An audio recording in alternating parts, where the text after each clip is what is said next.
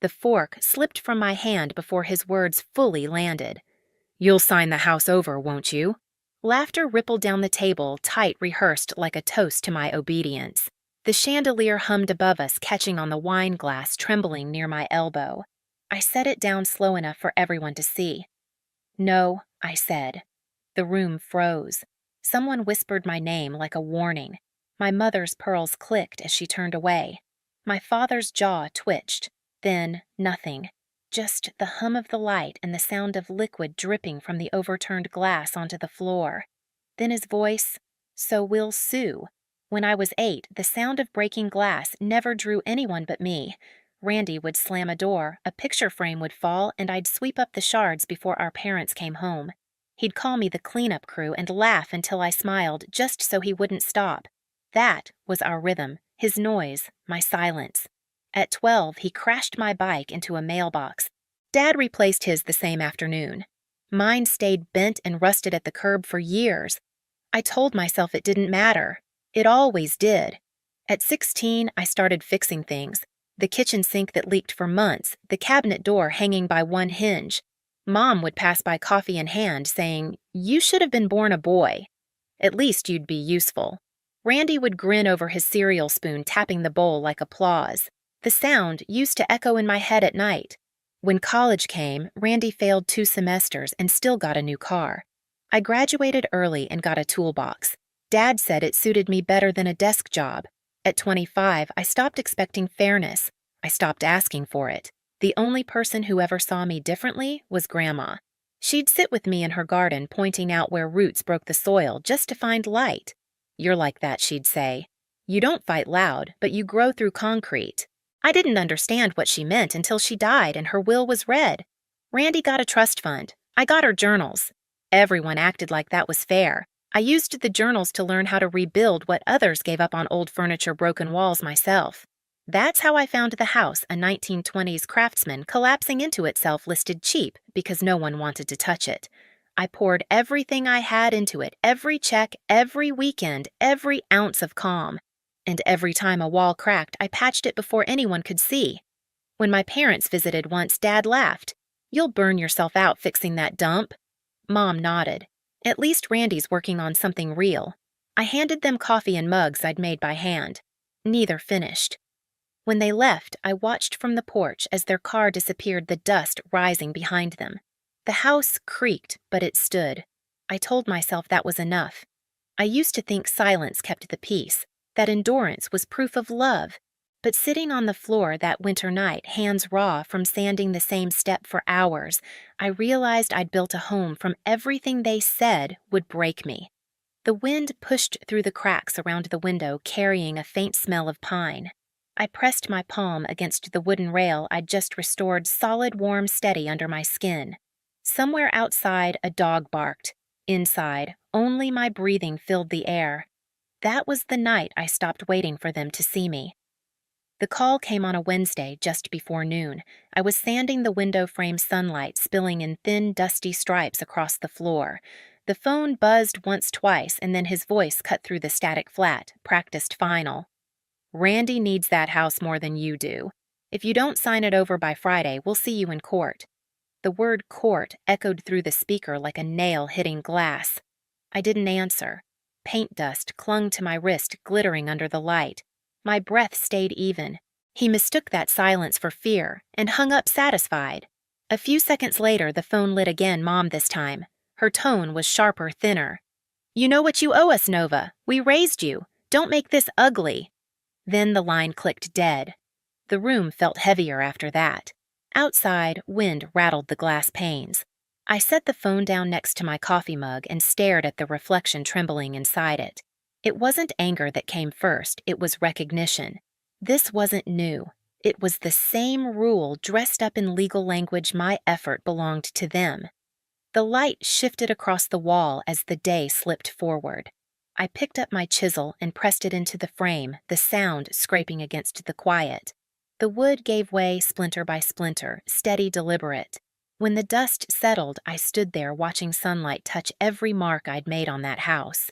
For years, I'd built with my hands because it was the only thing they couldn't rewrite. Now they wanted even that.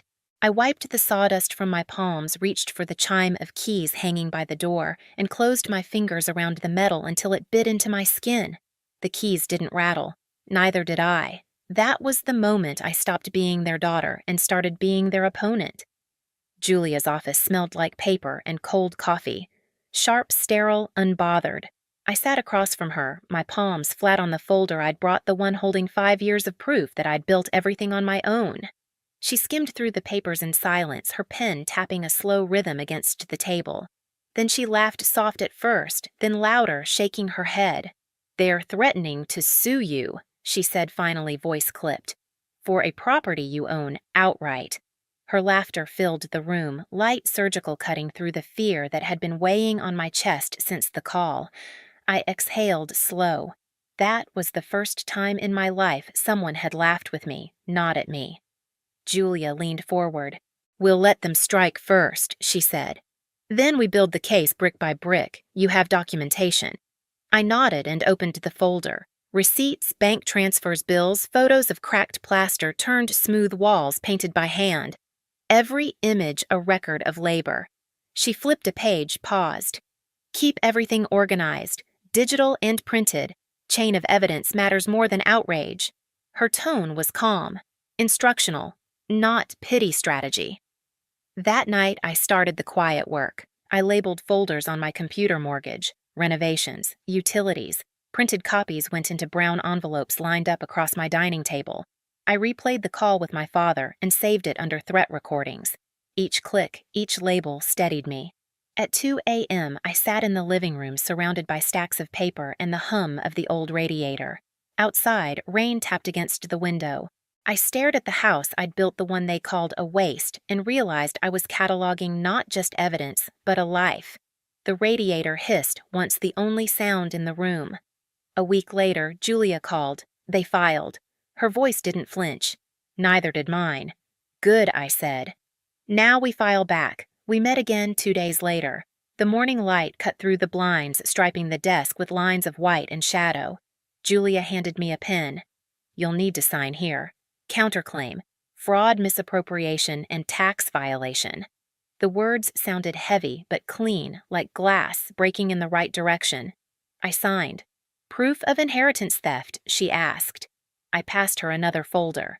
Inside, copies of statements from my grandmother's trust records showing how the funds disappeared the same year Randy bought a new car and my parents remodeled their kitchen. Julia scanned, then looked up. "They left a trail." I nodded. "They always do." When she smiled, it wasn't friendly. It was professional satisfaction, the kind that promises results. "Let the system do the talking," she said. At home, I moved through the house, slowly touching each surface as if reminding it who it belonged to. The doorknob I'd polished, the stair rail I'd sanded, smoothed the faint scent of varnish still lingering near the windowsill. In the kitchen, I turned off every light except one, the oversink bulb, flickering softly.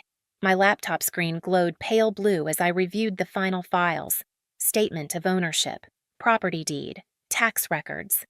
Each document opened and closed with a click that felt like breathing. In the quiet, my phone buzzed with messages from family. "You're making this worse. This isn't how we do things. Think of your parents' reputation." I didn't reply. I archived each one into a folder named Noise. Days blurred into weeks. I worked during daylight, built my defense at night. Julia handled filing subpoenas, the language of war dressed as civility. My part was order, document, verify, prepare. I became fluent in evidence. When the notice came that we'd enter discovery, I sat at the same kitchen table where I once ate alone after being told I was too independent. Now the table was a command center laptop, open, color-coded binders stacked beside my coffee cup. Every binder spine gleamed under the overhead light. It was the most beautiful thing I'd ever built. Sometimes I caught my reflection in the dark window, same face, different posture. Shoulders back, hands steady, no more flinching. Power. I realized wasn't loud. It didn't beg. It was the quiet certainty that came from knowing the truth and daring someone to challenge it. One evening, Julia called again. "They're panicking," she said, "trying to settle." "Not yet," I answered. Why not? Because they still think they can shame me into silence. Julia was quiet for a beat, then, let them talk. The night before the family dinner, I walked through the house one last time. The floorboards creaked beneath my steps, familiar as breath. I stopped in front of the window I'd repaired months ago and watched the reflection of the city lights flicker across the glass. Somewhere in that reflection, I saw the woman they never thought I'd become. The chime of my keys broke the stillness. I picked them up, feeling the cool weight in my hand. They weren't just for the doors I'd locked. They were for the ones I'd finally learned to close. By the time dawn came, the documents were packed neatly into my bag. Everything was labeled, every page sealed. Outside, the sky was pale gray, the kind of morning that felt clean, unfinished waiting. I poured one last cup of coffee, no sugar, no milk. The spoon clinked once against the ceramic, then silence. This time, the quiet wasn't emptiness. It was preparation. It was control. The dining room smelled of lemon polish and staged warmth. Every chair was full except the one left at the end of the table, the one meant for me. Crystal glasses, folded napkins, the illusion of peace. I walked in with Julia at my side and Carlos a step behind, the soft click of his briefcase locking the air into silence. My mother's eyes were already red mascara trembling at the edges. "You came," she said, voice brittle with rehearsed sadness. "We thought maybe I'm not here for a scene," I interrupted. My tone didn't rise. It didn't need to. "I'm here for closure." My father cleared his throat, the sound like a gavel. "Then let's discuss what you owe the family." Julia's hand brushed the tablecloth, smoothing an invisible wrinkle. "Let's," she said evenly, and set a folder in front of him. The sound of paper against wood was sharper than any word. He opened it. His lips tightened as he read. Line by line, his authority thinned. "These are," he began. "Financial records," Julia said crisp, "and proof of misappropriated funds. Your daughter's inheritance filed under your name." The room went very still. A fork clattered somewhere near the center of the table. Grace Randy's fiancé looked up, her face pale. "What inheritance?" No one answered. Julia turned another page. "We've also included your tax filings. The IRS might find them creative." My mother's breath hitched. Her hand reached for the wineglass, fingers trembling so hard the liquid rippled. Randy pushed back his chair. "This is ridiculous," he snapped. "You're twisting everything." I looked at him for the first time that evening. "You spent my trust fund," I said simply. "And you helped them try to take my house. That's not twisting. That's math." He laughed, a sound cracked by fear. "You can't prove Carlos slid another envelope across the table." "Bank transfers," he said. "Every cent accounted for." The envelope landed like a verdict. For a moment, no one moved. Then the noise came, all at once, voices overlapping, accusations clattering, the scrape of chairs against the floor. Julia stayed seated, calm pen tapping the folder's edge. When the noise peaked, she spoke softly. "You have 48 hours to drop the lawsuit, return the stolen amount with interest, and file amended taxes. Otherwise, we go federal." My father's face flushed deep red. "You're bluffing." Julia didn't blink. "We're filing in the morning." The chaos drained out of the room, leaving only the hum of the chandelier. I stood, the chair legs screeching softly as I pushed back. "I came to give you a chance," I said. "Not forgiveness." Grace's voice broke through the stillness. "Randy," she whispered, "is this true?" He didn't answer. She stood up, took off her ring, and set it on the table. The small click it made was louder than any shout. My mother began to cry, loud, theatrical. My father stared at the documents as if they might catch fire.